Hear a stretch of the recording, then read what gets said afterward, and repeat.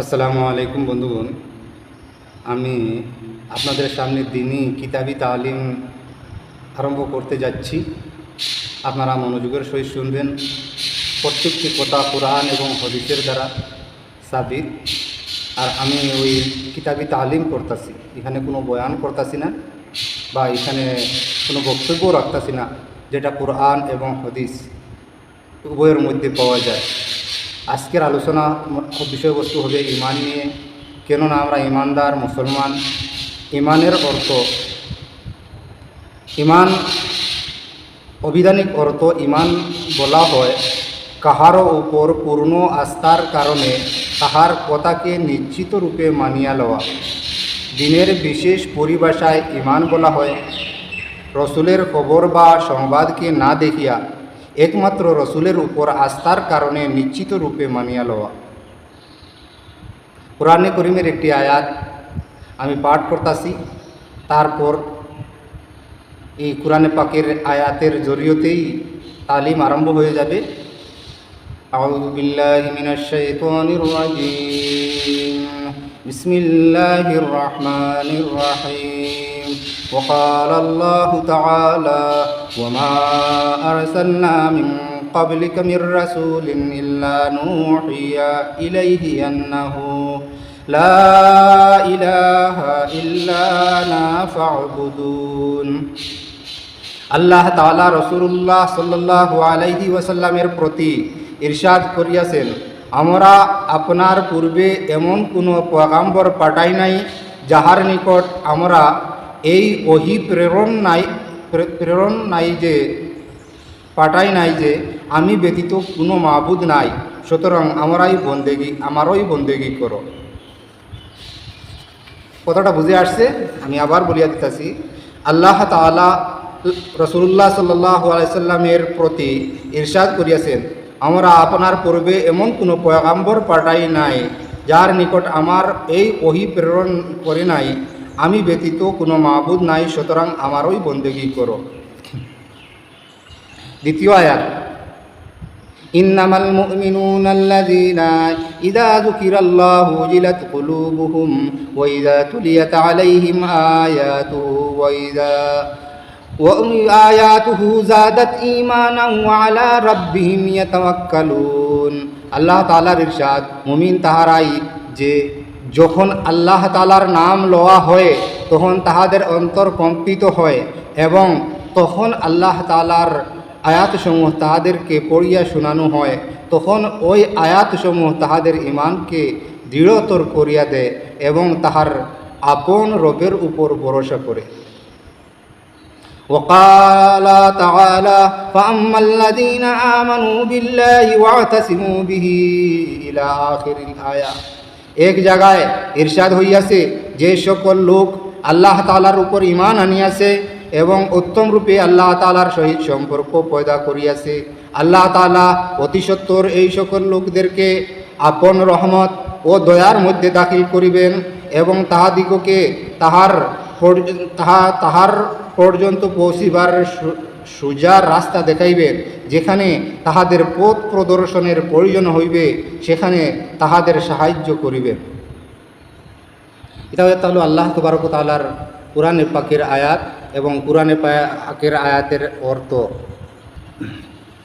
আল্লাহ তাআলার ইরশাদ, নিশ্চয় আমরা আপন রসুলের এবং ঈমানওয়ালাদেরকে দুনিয়ার জিন্দেগিতে সাহায্য করি এবং কিয়ামতের দিনও সাহায্য করিব, যেদিন আমলসমূহ লিপিবদ্ধকারী ফেরেশতাগণ সাক্ষ্য দেওয়ার জন্য দণ্ডায়মান হইবে। আল্লাহ তাআলার ইরশাদ, যাহারা ঈমান আনিয়াছে এবং তাহারা নিজেদের ঈমানের মধ্যে শিরক মিশ্রিত করে নাই, তাহাদের জন্যই নিরাপত্তা এবং তাহারাই হেদায়েতের উপর আছে। অন্য আয়াতের অর্থ, আল্লাহ তাআলার ইরশাদ, এবং ঈমানওয়ালাদের তো আল্লাহ তাআলার সহিত অধিক মহব্বত হয়।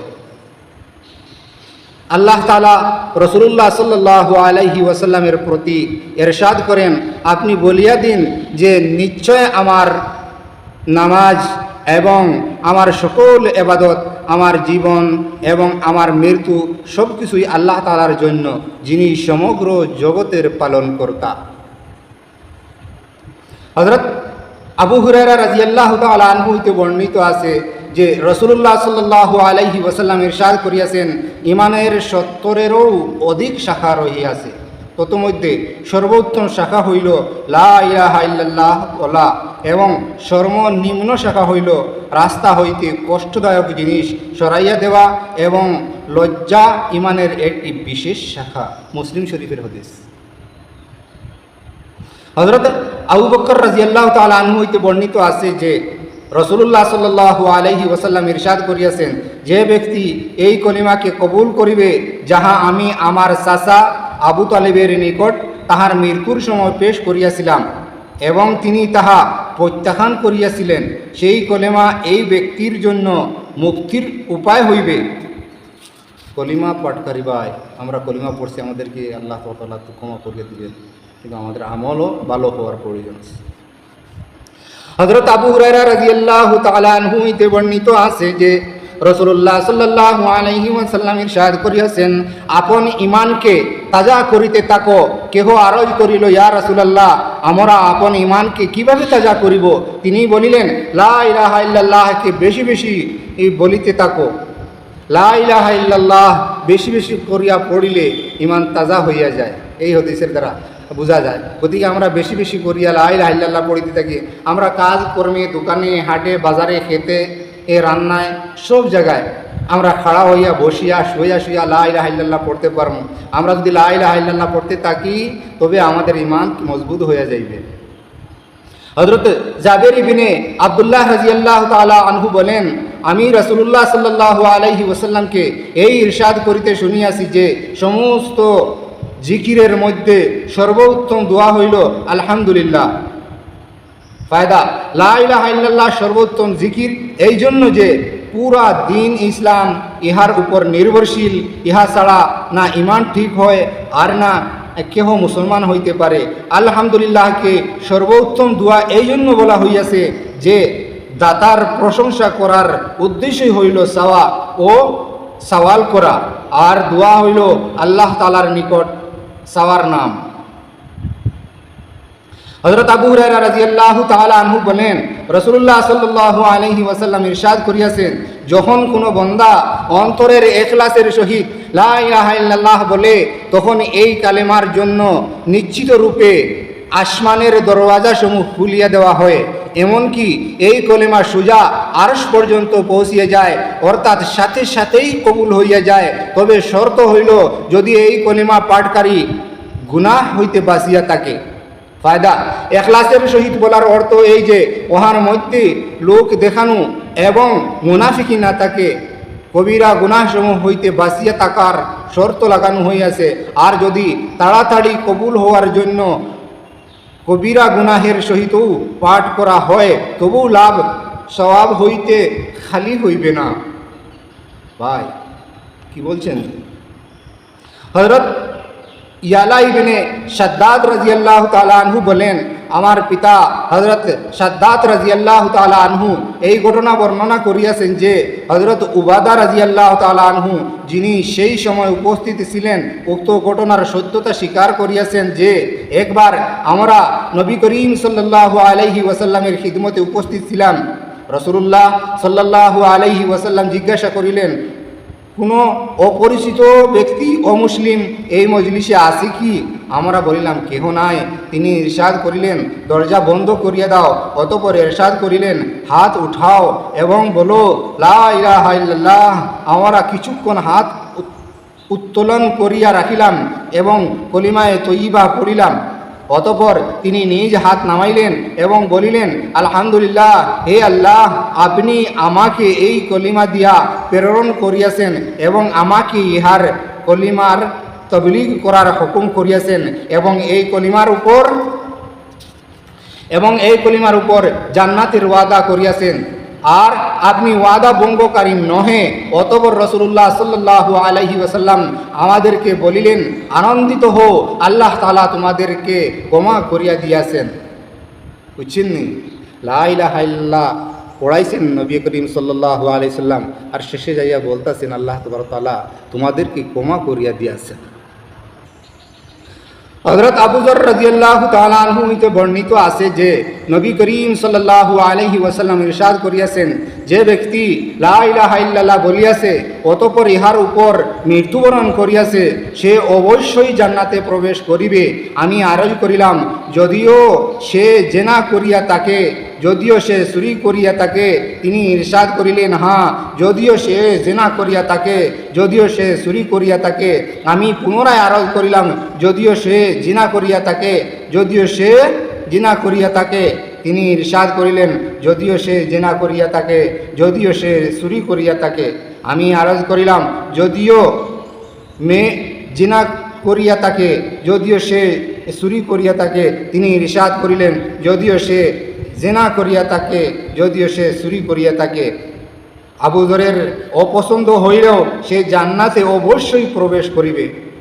অর্থাৎ বোঝা গেল, কোনো মানুষ যদি গুনাতে লিপ্তও থাকে কিন্তু তাহার ভিতর ঈমান আছে, সে লা ইলাহা ইল্লাল্লাহ পড়ছে, আল্লাহ একজন বলিয়া স্বীকার করছে, মানছে এবং মুহাম্মদ সাল্লাল্লাহু আলাইহি ওয়াসাল্লামের উপর ঈমান আনছে, মুহাম্মদ সাল্লাল্লাহু আলাইহি ওয়াসাল্লামকে শেষ নবী বিশ্বাস করছে, মুহাম্মদ সাল্লাল্লাহু আলাইহি ওয়াসাল্লামের কথাগুলি মান্যতা দিছে, অবশ্যই সে জান্নাতে যাইবে। হ্যাঁ, হইতে পারে তাহার গুনার সাজা সে ভুগিয়া জান্নাতে যাইবে।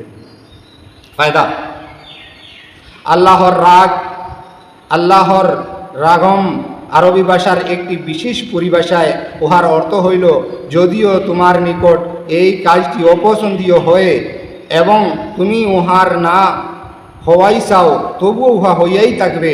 হযরত আবু যর রাদিয়াল্লাহু তাআলা আনহুর নিকট আশ্চর্য লাগিতেছিল যে এত বড় বড় গুনাহ সত্ত্বেও জান্নাতে কিরূপে প্রবেশ করিবে, যেহেতু ইনসাফের তাকাজা সাল্লাল্লাহু আলাইহি ওয়াসাল্লাম তাহার আশ্চর্যবোধকে দৃঢ় করার জন্য বলিলেন, চাই আবু যরের যতই অপছন্দীয় হোক না কেন সে অবশ্যই জান্নাতে প্রবেশ করিবে।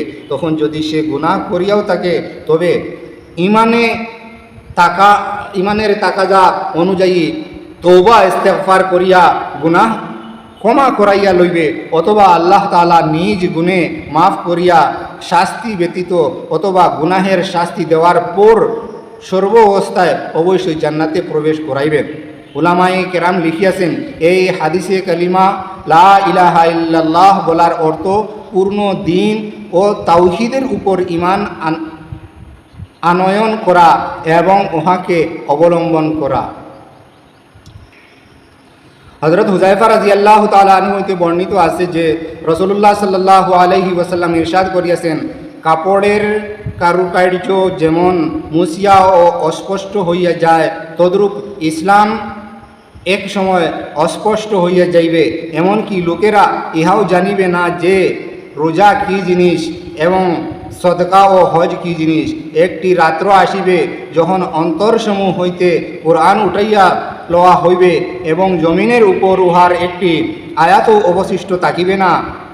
বিক্ষিপ্তভাবে কিছু বৃদ্ধ পুরুষ ও বৃদ্ধা মহিলা তাকিয়া যাইবে, যাহারা বলিবে যে আমরা আমাদের মুরব্বীদের নিকট হইতে এই কলিমা লা ইলাহা ইল্লাল্লাহ শুনিয়াছিলাম, এই জন্য আমরাও এই কলিমা পড়িয়া থাকি। হযরত হুযায়ফা রাদিয়াল্লাহু তাআলা আনহু এর শাগরিদ শিলা জিজ্ঞাসা করিলেন, যখন তাহারা রোজা, সাদকা, হজ সম্বন্ধে জানিবে না তখন শুধু এই কলিমা তাহাদের কি উপকারে আসিবে? হযরত হুযায়ফা রাদিয়াল্লাহু তাআলা আনহু কোনো উত্তর দিলেন না। তিনি তিনবার এই প্রশ্ন করিলেন। প্রতিবারই হযরত হুযায়ফা রাদিয়াল্লাহু তাআলা আনহু জবাব দেওয়া হইতে বিরত থাকিলেন। তৃতীয়বার পীড়াপিড়ি করার পর তিনি বলিলেন, হে শিলা, এই কালিমাই তাহাদেরকে দুজখ হইতে মুক্তি দিবে। হযরত আবু হুরায়রা রাদিয়াল্লাহু তাআলা আনহু হইতে বর্ণিত আছে যে রাসূলুল্লাহ সাল্লাল্লাহু আলাইহি ওয়াসাল্লাম ইরশাদ করিয়াছেন, যে ব্যক্তি লা ইলাহা ইল্লাল্লাহ বলিয়াছে একদিন না একদিন এই কলিমা অবশ্যই তাহার উপকার করিবে, নাজাত দান করিবে, যদিও পূর্বে তাহাকে কিছুটা শাস্তি ভোগ করিতে হইবে। হযরত আব্দুল্লাহ ইবনে উমর রাদিয়াল্লাহু তাআলা আনহু হইতে বর্ণিত আছে যে রাসূলুল্লাহ সাল্লাল্লাহু আলাইহি ওয়াসাল্লাম ইরশাদ করিয়াছেন, হযরত নূহ আলাইহিস সালাম নিজের ছেলেকে যে উপদেশ দিয়াছিলেন, আমি কি তোমাদেরকে তাহা বলিব না? সাহাবা রাদিয়াল্লাহু তাআলা আলাইহিম আজমাইন আরজ করিলেন, অবশ্যই বলুন। তিনি বলিলেন, হযরত নূহ আলাইহিস সালাম নিজের ছেলেকে উপদেশ দিয়াছিলেন, হে আমার ছেলে, তোমাকে দুইটি কাজ করার উদ্দেশ্যে উপদেশ দিতাছি, আর দুইটি কাজ হইতে নিষেধ করিতেছি। এক তো আমি তোমাকে লা ইলাহা ইল্লাল্লাহর হুকুম করিতেছি, কেননা যদি এই কলিমা এক পাল্লায় রাখিয়া দেওয়া হয় আর অপর পাল্লায় সমস্ত আসমান জমিনকে রাখিয়া দেওয়া হয়, তবে কলিমার পাল্লা ঝুঁকিয়া যাইবে। আর যদি সমস্ত আসমান জমিনে একটি বৃক্ষে পরিণত হইয়া যায়, তবু এই কলিমা এই বৃক্ষকে ভাঙ্গিয়া আল্লাহ তাআলার নিকট পৌঁছিয়া যাইবে। দ্বিতীয় জিনিস যার হুকুম করিতেছি তাহা এই যে সুবহানাল্লাহিল আযীম ওয়া বিহামদিহি পড়া, কেননা ইহা সমস্ত সৃষ্টির ইবাদত এবং ইহারই বরকতে সমস্ত সৃষ্টিকে রিজিক দেওয়া হয়।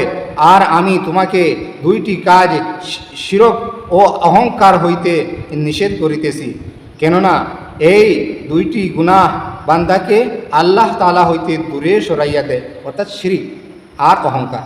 শিরিক করতেও লাগে না আর অহংকার করতেও লাগে না ভাই। শিরিক এবং অহংকার যদি থাকে তাহলে মানুষকে শিরিক এবং অহংকার নষ্ট করিয়া দেয়। হযরত তালহা ইবনে উবাইদুল্লাহ রাদিয়াল্লাহু তাআলা আনহু হইতে বর্ণিত, নবী করিম সাল্লাল্লাহু আলাইহি ওয়াসাল্লাম ইরশাদ করিয়াছেন, আমি এমন একটি কলিমা জানি যাহা কোনো মৃত্যু নিকটবর্তী ব্যক্তি পাঠ করিলে তাহার শরীর হইতে রূহ বাহির হওয়ার সময় এই কলিমার বরকতে অবশ্যই আরাম পাইবে, আর ওই কলিমা তাহার জন্য কিয়ামতের দিন নূর হইবে। সেই কলিমা হইল লা ইলাহা ইল্লাল্লাহ।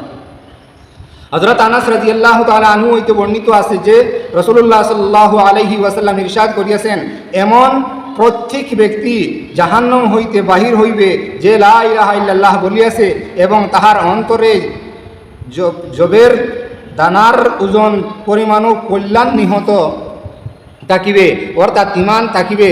অতঃপর এইরূপ প্রত্যেক ব্যক্তি জাহান্নাম হইতে বাহির হইবে যে লা ইলাহা ইল্লাল্লাহ বলিয়াছে এবং অন্তরে গমের দানা পরিমাণও কল্যাণ থাকিবে, অর্থাৎ ঈমান থাকিবে।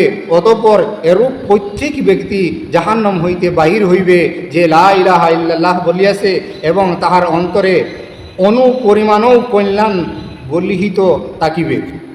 হযরত মিকদাদ ইবনে আসআদ রাদিয়াল্লাহু তাআলা আনহু বলেন, আমি নবী করিম সাল্লাল্লাহু আলাইহি ওয়াসাল্লামকে এই ইরশাদ করিতে শুনিয়াছি যে জমিনের উপর কোনো শহর, গ্রাম্য, মরুভূমির এমন কোনো ঘর অথবা তাবু বাকি থাকিবে না যেখানে আল্লাহ তাআলা ইসলামের কলিমাকে দাখিল না করিবেন। যাহারা মানিবে তাহাদিগকে কলিমাওয়ালা বানাইয়া ইজ্জত দান করিবেন, যাহারা মানিবে না তাহাদেরকে অপদস্থ করিবেন, অতঃপর তাহারা মুসলমানদের অধীনস্থ হইয়া থাকিবে। হযরত ইবনে শিমাশা মাহারি রাহমাতুল্লাহ আলাইহি বর্ণনা করেন যে আমরা হযরত আমর ইবনে আস রাদিয়াল্লাহু তাআলা আনহুর নিকট মৃত্যুর সময় তাহার নিকট উপস্থিত ছিলাম। তিনি দেওয়ালের দিকে মুখ ফিরাইয়া দীর্ঘ সময় পর্যন্ত কাঁদিতেছিলেন। দেওয়ালের দিকে মুখ ফিরাইয়া দীর্ঘ সময় পর্যন্ত কাঁদিতেছিলেন।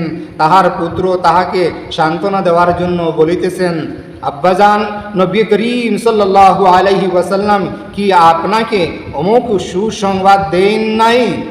নবী করিম সাল্লাল্লাহু আলাইহি ওয়াসাল্লাম কি আপনাকে অমুক সুসংবাদ দেন নাই? অর্থাৎ আপনাকে তো নবী করিম সাল্লাল্লাহু আলাইহি ওয়াসাল্লাম বড় বড় সুসংবাদ দান করিয়াছেন।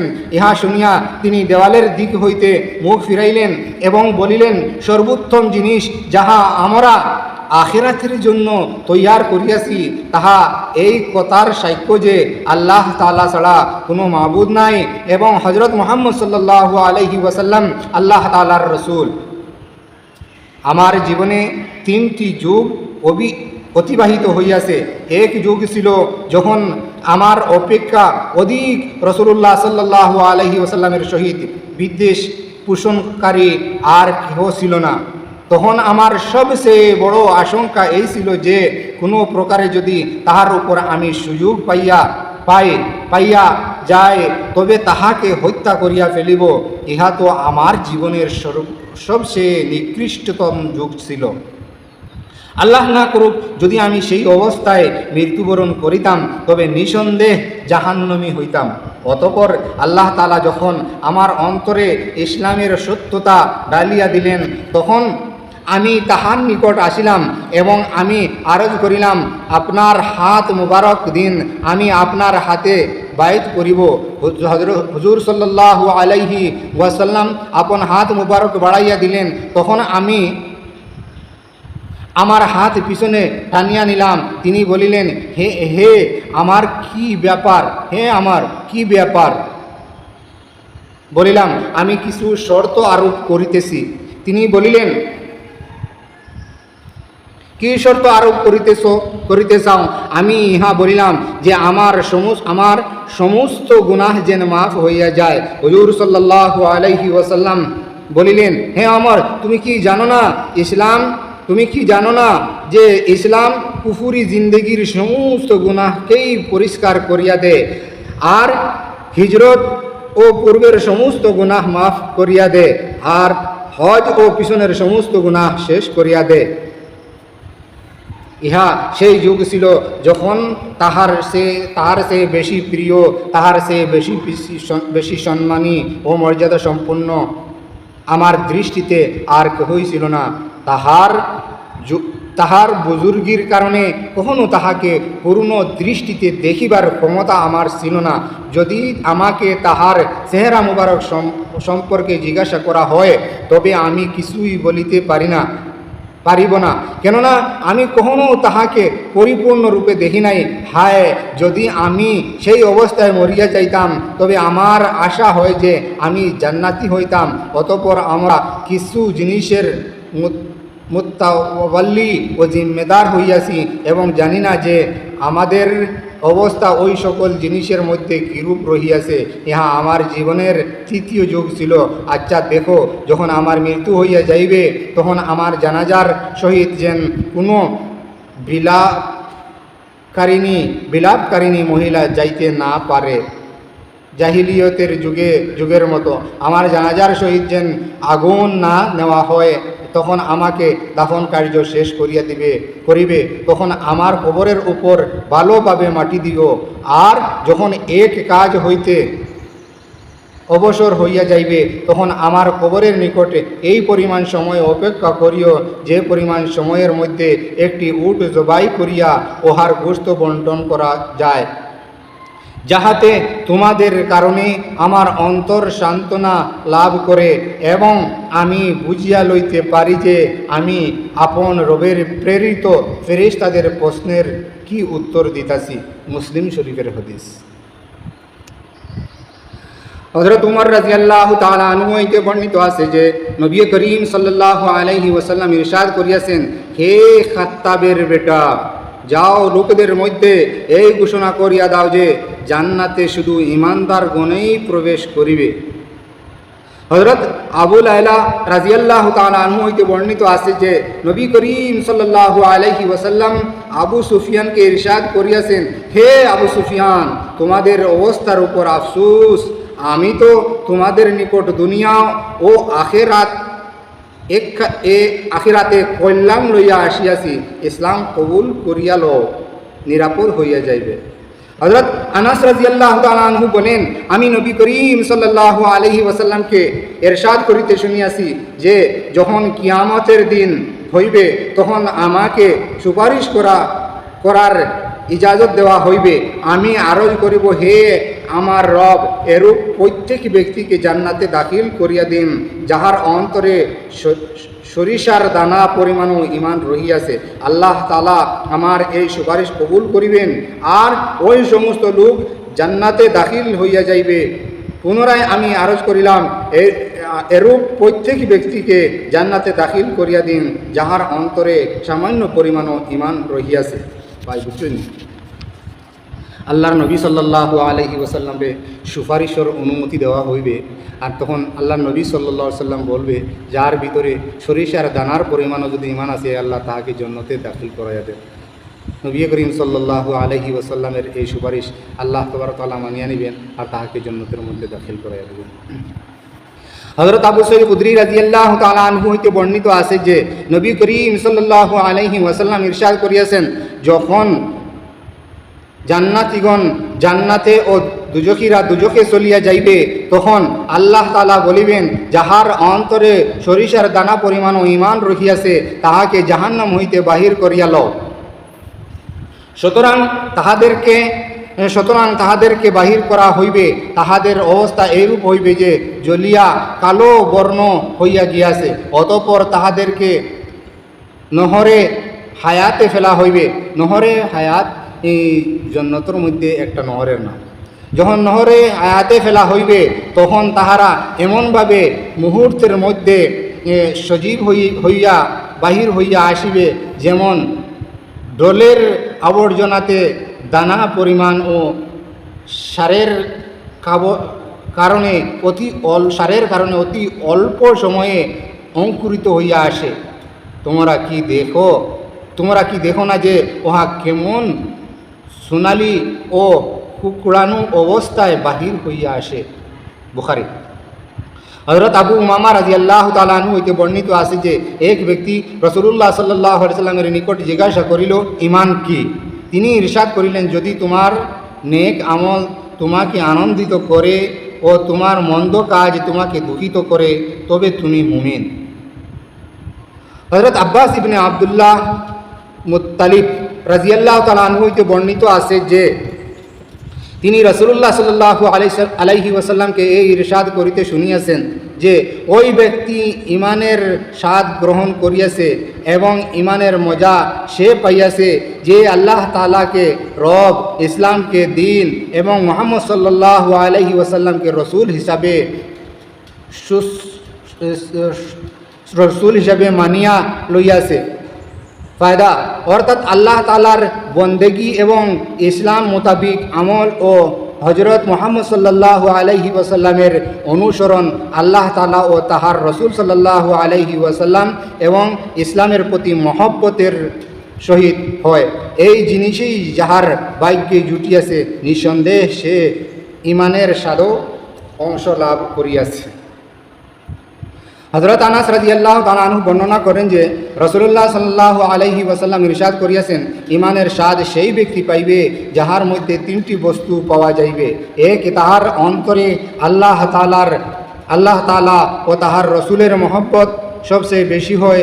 দুই, যে কোনো ব্যক্তির সাথেই মহব্বত হয় উহা শুধু আল্লাহ তাআলারই জন্য হয়। তিন, ঈমানের পরে কুফুরের দিকে ফিরিয়া যাওয়া তাহার নিকট এরূপ ঘৃণিত ও কষ্টদায়ক হয় যেরূপ আগুনে নিক্ষেপ করিলে হয়।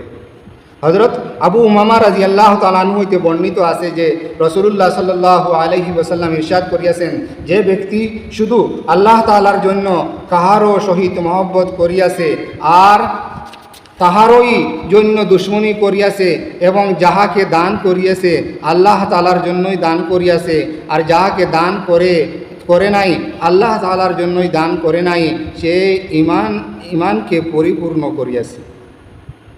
হযরত ইবনে আব্বাস রাদিয়াল্লাহু তাআলা আনহু বর্ণনা করেন যে রাসূলুল্লাহ সাল্লাল্লাহু আলাইহি ওয়াসাল্লাম হযরত আবু যর রাদিয়াল্লাহু তাআলা আনহুকে ইরশাদ করিয়াছেন, বলো দেখি ঈমানের কোন কড়াটি বেশি মজবুত?